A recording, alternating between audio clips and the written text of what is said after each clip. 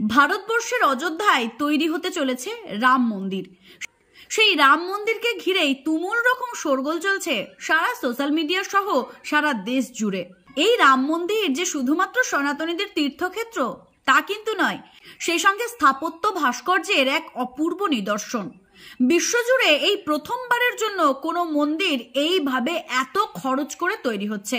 রামলালার বিগ্রহের সঙ্গে সঙ্গে সেখানে এমন কিছু থাকবে যা নিজের চোখে দেখলে আপনিও তাজ্জব হয়ে যাবেন। ভারতবর্ষ কি সৃষ্টি করতে চলেছে তাহলে? ভারতবর্ষ এমন এক নিদর্শনের সৃষ্টি করতে চলেছে যা শুধুমাত্র ভারতবাসীকে নয়, সে সঙ্গে সারা বিশ্বকে তাক লাগিয়ে দিতে পারে। তবে আগামী 22শে জানুয়ারি আমরা আমাদের রাম মন্দিরের উদ্বোধন দৃশ্যও দেখতে পাবো।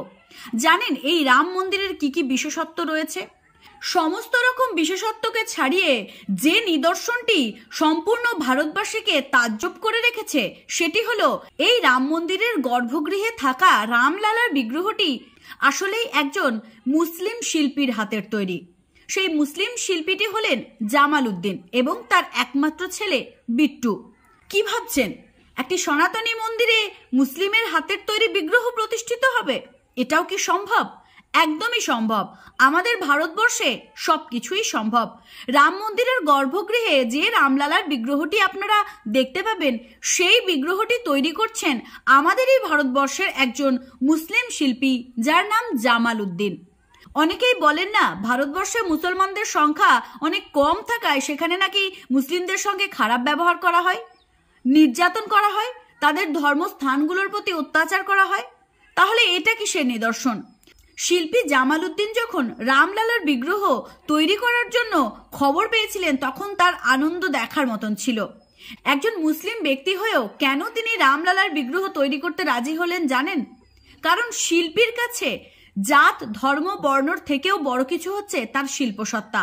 কারণ একজন শিল্পীর কাছে সবকিছুর ঊর্ধ্বে তার শিল্পসত্তা। এবং আমাদের ভারতবর্ষ শিল্পের কদর করতে জানে, তাই এখানে বাছবিচার করা হয়নি কে হিন্দু কে মুসলিম।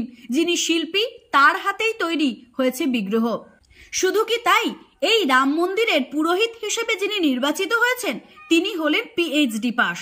অনেকেই পুরোহিত বা ব্রাহ্মণদের পেশাকে ছোট চোখে দেখেন এবং অসম্মান করেন, বলেন সমাজে পুজোর জন্য পুরোহিতের কি প্রয়োজন। কিন্তু রাম মন্দিরে এমন এক পুরোহিতকে প্রধান পুরোহিত হিসেবে নির্বাচিত করা হয়েছে যিনি পঠনে পাঠনে শাস্ত্র জ্ঞানে সবার থেকে উচ্চ মাত্রায় এবং অধিকতর শিক্ষিত মানুষ, এবং যার PhD ডিগ্রি দেখার পরেই তাকে প্রধান পুরোহিত হিসেবে নির্বাচিত করা হয়েছে।